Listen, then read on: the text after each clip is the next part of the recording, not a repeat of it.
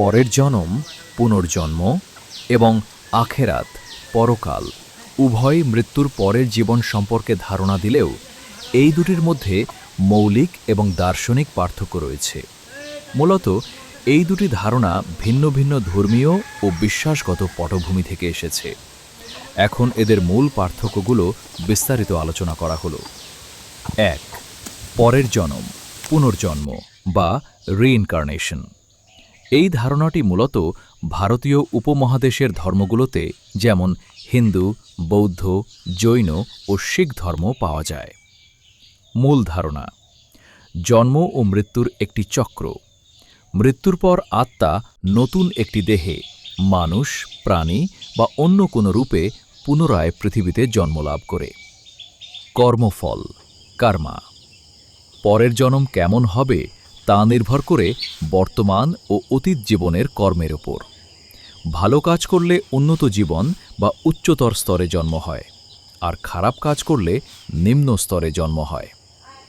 চূড়ান্ত লক্ষ্য: এই জন্ম-মৃত্যুর চক্র থেকে চিরতরে মুক্তি লাভ করা, যাকে হিন্দু ধর্মে মোক্ষ এবং বৌদ্ধ ধর্মে নির্বাণ বলা হয়।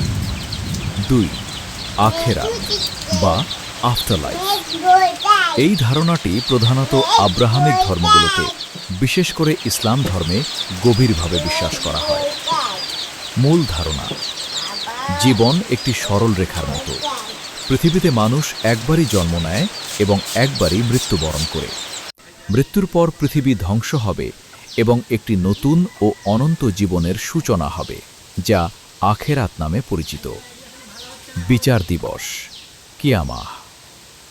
মৃত্যুর পর সবাইকে পুনরুত্থিত করা হবে এবং শেষ বিচারের দিন, রোজ হাসর, সৃষ্টিকর্তা মানুষের দুনিয়ার জীবনের বিশ্বাস ও কর্মের হিসাব নেবেন।